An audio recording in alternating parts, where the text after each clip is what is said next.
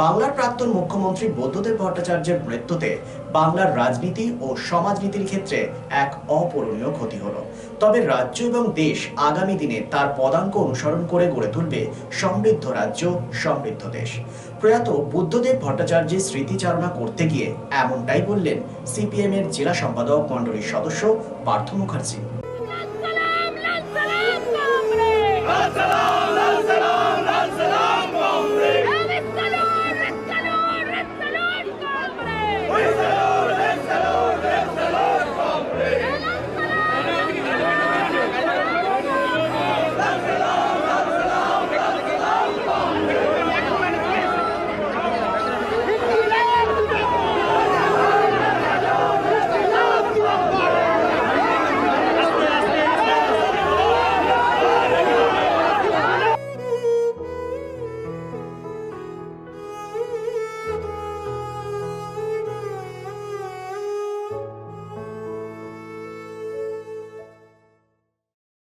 প্রথম প্রয়াত হলেন বাংলার প্রাক্তন মুখ্যমন্ত্রী, 34 বছরের বাম সরকারের দ্বিতীয় সেনাপতি যিনি মুখ্যমন্ত্রী হয়েছিলেন, বুদ্ধদেব ভট্টাচার্য।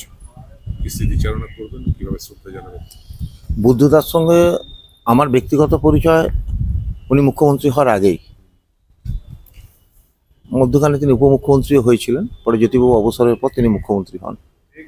আমাদের সাংগঠনিক যে কোনো কাজেই ছাত্র ফেডারেশনের কাজের সঙ্গে আমি যুক্ত ছিলাম, রাজ্য ছাত্র ফেডারেশনে। ফলে প্রতিদিনই তার পরামর্শ, সরকারের সঙ্গে আমাদের যে একটা আনুষ্ঠানিক যোগাযোগ, আমাদের বিভিন্ন দাবি দেওয়া, আলোচনা, একটা অসাধারণ মনন, রুচিশীল, সাংস্কৃতিক একজন মানুষ, সুপণ্ডিত মুখ্যমন্ত্রী। নিশ্চিতভাবেই তার চলে যাওয়াটা আমাদের কাছে বেশ খানিকটা আজকের দিনে আকস্মিক, কারণ উনি অসুস্থ ছিলেন, বোঝা যাচ্ছিল তিনি খুবই অসুস্থ। কিন্তু মধ্যবর্তী সময় বারে বারে অসুস্থ হয়েছেন, আমরা প্রহর গুনেছি, কিন্তু এবার প্রহর গোনার সুযোগ পাইনি। আচমকাই আমাদের ইন্দ্রপতন আমাদের হয়েছে। এটা মেনে নেওয়া আমাদের পক্ষে শক্ত হচ্ছে। কমরেডরা প্রস্তুতি নিচ্ছেন শ্রদ্ধা জানানোর জন্য। একটা কথা স্পষ্টতই বলা যায় যে ভূমি সংস্কারের পর, একটা সফল ভূমি সংস্কারের পর রাজ্যে যে শিল্পায়নের যে স্বপ্ন উনি দেখেছিলেন, সেই স্বপ্ন সবটা সার্থক হয়নি। অভিমান থাকতে পারে, যন্ত্রণা থাকতে পারে তার মনে, কিন্তু বাংলার মানুষের বিপুল ক্ষতি হয়েছে। তিনি বারে বারে বলতেন যে ইতিহাস একদিন ঠিক আমাকে বিচার করবে। ইতিহাসের নিরিখে বিচার করার সময় আজকে আসছে। বাংলায় কোনো শিল্প নেই, কিন্তু বুদ্ধদার স্বপ্নটা দেখেছিলেন, অনেক আগে থেকে দেখেছিলেন। বিদ্যুতের সমস্যার সমাধানের ক্ষেত্রে একটা বড় ভূমিকা তিনি নিয়েছিলেন। পরিকাঠামোগুলোকে গড়ে তোলার জন্য শিল্পের যে পরিবেশ তৈরি করেছিলেন, শিল্পপতিরা আসতে চাইছিলেন। এই মুহূর্তে বাংলায় সেই পরিবেশ আর নেই, বুদ্ধদার সেই স্বপ্ন পূরণ হয়নি। কিন্তু বাংলার জাগ্রত জনতা আছে নিশ্চিতভাবেই তাদের দাবির ভিত্তিতে। উনি যেহেতু বলেছিলেন যে ইতিহাস একদিন আমাকে নিশ্চিতভাবেই আমার পূর্ণতা দেবে এবং এই জায়গায় আসবে, আমরা বিশ্বাস করছি সেই জায়গাটাকেই আমরা হতে যে বিশ্বাস করছি, সেই জায়গাটাতেই আমরা বিশ্বাস রাখি। দুই, আসানসোল আজকে যে ইস্কো আপনি দেখছেন আধুনিক হচ্ছে, আধুনিক ইস্কোটা করার ক্ষেত্রে কিছু জটিলতা তৈরি হয়েছিল। আপনারা জানেন তখন যে কোনো জায়গায় শিল্পায়নের জটিলতা তৈরি হচ্ছিল। সেই জটিলতাকে মুক্ত করে আমাদের এই আঞ্চলিক স্তরে আমরা সবাই মিলে সহযোগিতার ভিত্তিতে আজকে যে সহজে আধুনিকীকরণটা হচ্ছে, মানুষ বুঝতেই পারছে না যে স্কুল আধুনিকীকরণ চলছে, এত বৃহৎ পরিমাণ টাকার পুঁজি আসছে। এ পেছনে বুদ্ধদার অবদান কেউ ভুলতে পারবে না। এবং আঞ্চলিক স্তরে আমাদের যারা ছিলেন, এমএলএ এমপি যারা ছিলেন, বংশধর ছিলেন বা যারা ছিলেন, আমাদের আঞ্চলিক স্তরে জনগণের সহযোগিতা আজকের এই আমাদের চন্দ্রশেখর বাবুর যে স্বপ্ন, মহাপৌদার যে স্বপ্ন, এই স্বপ্ন পূরণ করে গেছেন বুদ্ধদেব ভট্টাচার্য। তার প্রশাসনিকভাবে তার দক্ষতার দিক থেকে এই কাজ তিনি করেছেন। তৃতীয়ত, এই আসানসোল এই পার্টি অফিসের সঙ্গে তার চঙ্গাঙ্গিভাবে সম্পর্ক ছিল। উনি মুখ্যমন্ত্রী হলেও এই অফিসে আসতেন, এই অফিসে বসেছেন, এবং পরবর্তীকালে তিনি যা সরকারি সভা করেছেন, মূলত আসতেন পূর্বা এক্সপ্রেসে আসার সঙ্গে সঙ্গেই আমরা উপস্থিত থাকতাম, তাকে রিসিভ করতাম। উনি অফিস আসতেন, তারপরে এডিডিএতে যেতেন, বিভিন্ন জায়গায়। হ্যাঁ, ট্রেনেই আসতেন। মূলত উনি ট্রেনেই যাতায়াত করতেন, এবং সেটাই ওনার একটা প্রচেষ্টা। পূর্ব এক্সপ্রেস সবাই জানতেন যে বুদ্ধবাবু আসবেন। আমি ওনার সঙ্গে নিজেও যে বহু জায়গায় কর্মসূচিতে গেছি। বক্রেশ্বরের যখন আমাদের বিদ্যুৎ প্রকল্পের উদ্বোধনের সময় হয়েছে, বিভিন্ন সময় তার সঙ্গে কথা বলেছি, আমরা উপস্থিত থাকতাম। আমরা নিজে হাতে কোদাল চালিয়েছি, সেখানে গাছ লাগিয়েছি, আমরা স্বেচ্ছাশ্রম দিয়েছি, রক্ত দিয়েছি। বুদ্ধদা তখন আমাদেরকে বেশ খানিকটা অনুপ্রাণিত করতেন, যে রাজ্যে জ্যোতিবাবু তখন মুখ্যমন্ত্রী। এই সব মিলিয়ে একটা বড় ক্ষতি, রাজ্যেরই ক্ষতি হলো।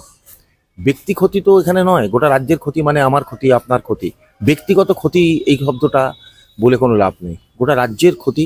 বুদ্ধবাবুর মতো মানুষ এরকম মানে কি বলবো যে চেতনা সম্পন্ন, সংস্কৃতিবান এবং একটা বাংলাকে গড়ে তোলার যে দূর পর্যন্ত স্বপ্ন দেখা, যে স্বপ্ন তার পূরণ হয়নি, কিন্তু বাংলাকে স্বপ্ন পূরণ করতেই হবে, এটাই হচ্ছে সবচেয়ে বড় কথা।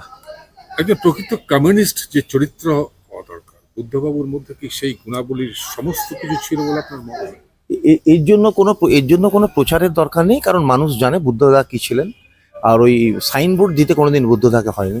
কোন ঘরে উনি রইলেন সবাই দেখলেন, চাক্ষুষ দেখলেন। তার ঘরে সবাই গেছেন, দূর থেকে দেখেছেন। মুখ্যমন্ত্রী হওয়ার পর ওনার অনেক বড় পাওনা ছিল যখন মুখ্যমন্ত্রী ছিলেন, এসব আবাসে তিনি কখনোদিন যাননি। মানে কমিউনিস্ট হতে হলে যেরকম একটা সাধারণ জীবন যাপন করা, বুদ্ধদা সেটাই হচ্ছে যে করেছেন। অনেক নেতাই আমরা তো দেখলাম যা মানে তারা এইভাবেই জীবনযাপন করে গেছেন। আমাদের এটাই তো উত্তরাধিকার, পার্টি অফিসকে ব্যবহার করো, পার্টি অফিসে থাকো, পার্টি অফিস থেকে পার্টি পরিচালনা করো। বুদ্ধদা তো জ্যোতিবাবু যাওয়ার আগে আলিমুদ্দিন স্ট্রিটে যেতেন, পার্টির কাজ করতেন। তারপরে চারিদিকে যখন দুর্নীতির মম গন্ধ একদম ভরপুর হয়ে গেছে সমাজ, শুধু দুর্নীতি দুর্নীতি দুর্নীতি, সেই জায়গায় দাঁড়িয়ে বুদ্ধ ভট্টাচার্যের মতো লোক, তিনি আপসহীন ভাবে দুর্নীতির বিরুদ্ধে লড়াই করেছেন এবং তার কেস পর্যন্ত ছুঁতে পারেনি দুর্নীতি, অত বড় একটা উচ্চ আসনে থেকে। নতুন প্রজন্মের কি এটা একটা আদর্শ হওয়া উচিত নয় বলে মনে করছেন আপনি? আমরা কি বিচ্যুত হচ্ছি? নতুন প্রজন্মের একটা বড় অংশই, ধরুন যারা ক্ষমতাবান তারাই নীতিহীন হন, যাদের হাতে কোনো ক্ষমতা নেই তারা নীতিহীন কি করে হবে? হয়তো তারাই যারা রাজনৈতিক ক্ষমতা হাতে পেয়ে বিশৃঙ্খল জীবনযাপন করেন, তাদেরই খারাপ হওয়ার সম্ভাবনাটা বেশি। বুদ্ধদা সেখানে একজন মানে বলা যেতে পারে রাজনৈতিক সন্ন্যাসী। তিনি মানে অন্য ধরনের মানুষ। আমি কোনো আধ্যাত্মিক মানুষের কোনো নাম এখানে নেব না, কিন্তু বুদ্ধদা ছিলেন প্রকৃত অর্থে একজন সৈনিক। তিনি ছিলেন রাজনৈতিক সন্ন্যাসী। ওনার জীবনধারায় এতদিনের মুখ্যমন্ত্রিত্বকালে কোনো অভিযোগ নেই, অভিযোগহীন।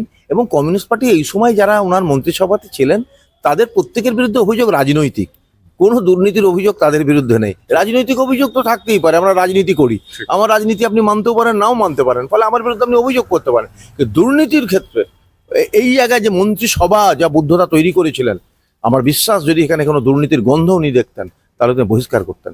মানে সেরকম ছিল না এবং আজ প্রমাণও হয়নি। আসানসোল শিল্পাঞ্চলে sanitary fittings, sanitary pipe, taps, water heater এবং আরো অন্যান্য হোম অ্যাপ্লায়েন্সেস এর একটি বিশ্বস্ত দুটি নাম আশিস স্যানিটারি এন্টারপ্রাইজ এবং আশিস বাথ গ্যালাক্সি। আধুনিক শীততাপ নিয়ন্ত্রিত শোরুমে আপনি পাবেন পেরিবার, জাগুয়ার, ফিলোনেক্স এবং রোকার মতো বিশ্বমানের কোম্পানির bath fittings, pipe, water heater, taps and many more. So come and enjoy our services at your doorstep. Asis Sanitary Enterprise, opposite Loco Ground, GT Road, Asansol. Phone number 94343-12083 and 973-414-8383. And our another showroom, Asis Bath Galaxy, a house of exclusive sanitary ware bath fittings. Apurna Apartment, MN Shah Road, Hutton Road, Asansol 1. Phone number 876-888-2406 and 973-414-8383. ভ্রমণ পিপাসুদের জন্য সর্বাধুনিক সুবিধাযুক্ত tourist bus পরিষেবা নিয়ে আপনাদের কাছে, আপনাদের পাশে Rabba travels. Rabba travels, best rice on cheapest price. Rabba ট্রাভেলসে রয়েছে 26 এবং 32 সিটের অত্যাধুনিক সুবিধাযুক্ত ট্যুরিস্ট বাস। রব্বা ট্রাভেলসের প্রতিটি bus push back seat, air condition, wifi এবং অডিও ভিডিও সুবিধাযুক্ত। সুতরাং আর দেরি কেন? আপনার ভ্রমণকে আরামদায়ক করতে এবং সুরক্ষিত রাখতে আজই যোগাযোগ করুন রব্বা ট্রাভেলস, আসানসোল। ফোন নম্বর 7872790000।